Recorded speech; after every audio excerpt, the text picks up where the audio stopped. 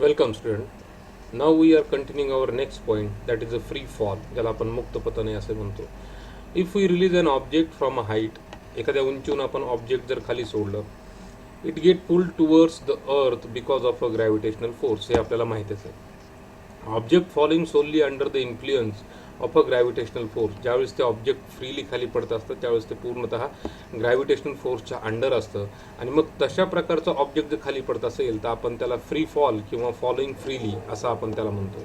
मग हे समजून घेण्यासाठी now let us look the kinetic and potential energies of an object. मग अशा स्थितीमध्ये आपल्याला त्या ऑब्जेक्टची कायनेटिक आणि पोटेन्शियल एनर्जी काय आहे हे समजून घेण्यासाठी आपण हे एक उदाहरण बघू. एक ऑब्जेक्ट घेतला, द मास हॅव्हिंग यम, त्याचं मास यम आहे आणि तो following freely from H height, तो एका उंचीहून पडतोय, पण हाईट आपल्याला माहित नाही म्हणून आपण काय म्हणतो एच इतक्या हाईटहून तो आहे.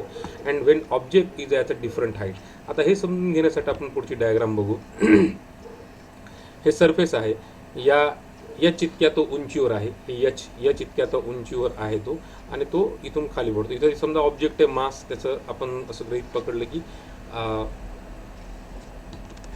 हा इथं ऑब्जेक्ट आहे असं गृहीत पकडा आणि त्याचं मास यम इतकं आहे, यम. सो बघा, as shown in the figure, the point A, ह्या पॉईंटला द हाईट एच, ही height h from the ground, let point B the distance of x. म्हणजे इथून इथपर्यंत आलं तर त्यानं एक्स इतकं अंतर डिस्टन्स कव्हर केलं. आणि ज्यावेळेस तो बी पासून सी पर्यंत येतो मग त्यानं काय केलं अंतर एच मायनस एक्स. म्हणजे या उंचीमधून जर ही उंची काढायची असेल तर आपल्याला ती एवढी उंची ही वजा करावी लागेल, मग उरलेली आपल्याला इथं काय मिळेल, हाईट मिळेल. So let's the point C B on ground directly and below A and B. Now let us calculate the energies of object at a different that is point A B C. बघा, पहिलं, when object is a stationary at A. इथं object आहे आणि ते stationary आहे and its initial velocity is U. आणि U नेहमी कसा असतो, झिरो असतो. सो आपण ही किंमत फॉर्म्युलामध्ये ठेवली, kinetic energy is equal to half mass into velocity square, जसं आपण हाफ एम व्ही स्क्वेअर असं म्हणतो. आपण फॉर्म्युला त्याचं मास किती यम गृहीत पकडलं आणि व्हेलॉसिटी किती यू इतकी गृहीत पकडली, यूचा स्क्वेअर. आणि यूची किंमत ही किती आहे, झिरो आहे, म्हणून K E is equal to zero आली. आता पोटेन्शियल एनर्जी निश्चित ते उंचीवर आहे, मग त्याच्यामध्ये किती आहे, एम जी एच इतकी काय आहे, त्याच्यामध्ये पोटेन्शियल एनर्जी साठवलेली आहे. मग आपल्याला या क्षणाला त्याची पोटेन्शियल एनर्जी आणि कायनेटिक एनर्जी कॅल्क्युलेट करायची असेल तर total energy is equal to K E plus P. K ईची किंमत झिरो आणि प्लस पीची किंमत एम जी एच, म्हणून टोटल एनर्जीची किंमत किती आली, एम जी एच. म्हणजे आपण असं म्हणू शकतो की when object is a stationary at a point A, the total energy of that object is how much, M G H. याला आपण एक हे असं त्याला नाव दिलेलं आहे. आता आपण दुसरी कंडिशन घेतली. दुसऱ्या कंडिशनमध्ये आपण काय केलं, let the velocity of a object B, the V B, म्हणजे velocity of a object in at a point B. So when it reaches point B, ज्यावेळेस ते ऑब्जेक्ट असं इथून खाली पडेल आणि पॉईंट बीला पोहोचेल, having following through the distances, त्यानं काय केलं असेल की साधारणतः एक्स इतकं त्यानं डिस्टन्स काय केलेलं, कव्हर केलेलं आहे. पॉईंट ए टू पॉईंट बी किती डिस्टन्स आहे माहीत नाही आपल्याला, म्हणून आपण एक्स इतकं असं म्हणलो. पण आता इथं लक्षात घ्या, त्याची इनिशियल व्हेलॉसिटी किती होती, झिरो होती.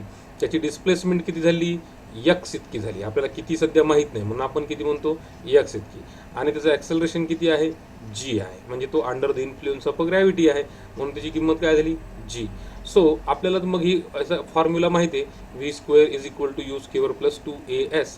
मग बघा, इथं आपण ठेवल्या त्याच्या किमती ठेवल्याच्या नंतर आपल्याला काय झालं की velocity of a point B of that object we will get 2gx. आता यूची ती किंमत झिरोच आहे आणि आपण बाकी 2as, एची किंमत जी, एसची किंमत एक्स, म्हणून gx इथं आलं. आता इथं म्हणजे या पॉईंटला ऑब्जेक्टची सध्या व्हेलॉसिटी किती आहे, 2gx इतकी आहे. आता हे आपल्याला कळालं कारण की इथं फॉर्म्युलेमध्ये आपल्याला मास माहिती आहे पण व्हीची किंमत माहीत नव्हती, म्हणून आपण पुन्हा आता व्हीची किंमत आपल्याला भेटलेली. मग बघा, kinetic energy is equal to half M V square, आपला हा फॉर्म्युला आपल्याला माहिती आहे. आता इथं हाफला हाफ आपण ठेवलं, यमची यम इथं मास त्याचं यम आहे ते आपण यम इतकं गृहीत पकडलं. आता व्हीची किंमत किती आली, व्हेलॉसिटी किती सध्या 2gx इतकी आहे, म्हणून आपण इथं 2gx इतकं आपण ठेवलेलं आहे. आता बघा इथं की kinetic energy is equal to M G X. आता ह्या पॉईंट बीला कायनेटिक एनर्जी किती आहे, एम जी एक्स आहे. पण height of the object when at a point B. आता पण याचं हाईट आता उंची इतकी का नाही आहे, उंची हाफमध्ये. मग आपल्याला उंची त्याची काय करावं लागेल, वजा करावी लागेल. कितकी, या इतकी एक्स इतकी उंची वजा करावं लागेल. मग काय करावं लागेल, या एचमधून हे एक्स वजा करावं लागेल, म्हणजे आपल्याला सरफेसपासून त्याची काय मिळेल, उंची मिळेल. म्हणून B is equal to H minus X. आपण एच मायनस एक्स केलं आहे.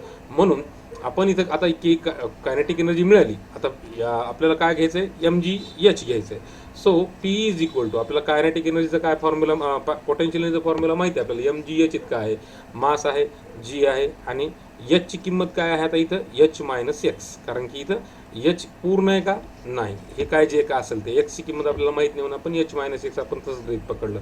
म्हणून potential energy is equal to M G X. किती आलं, एम जी एक्स. म्हणून total energy is equal to, आता ह्या पॉईंटला टोटल एनर्जी आपल्या काढायची. टोटल एनर्जी म्हणजे काय, याच पॉईंटला कायनेटिक एनर्जी आणि पोटेन्शियल एनर्जी. म्हणून T E is equal to K E plus P. आता इथं बघा, के ईची किंमत काय आहे, एम जी एक्स आपण इथं ठेवली, प्लस पी ची किंमत काय आहे, एम जी एक्स, बरोबर आहे. पण इथं पी ची किंमत काय आली, M G H minus M G X ही आली पी ची किंमत. हे पहा, एम जी कंसात एच मायनस एक्स. आता ह्या दोघांनी ह्याला गुणलं तर M G H minus M G X इतकी याची किंमत आली. मग ही टोटल जी आहे एवढी, ही एवढी काय आहे, पोटेन्शियल एनर्जीची काय आहे ती किंमत आहे. म्हणून M G H minus M G X. आता इथं जर तुम्ही पाहिलं तर प्लस अँड मायनस गेट काय होतं, कॅन्सल.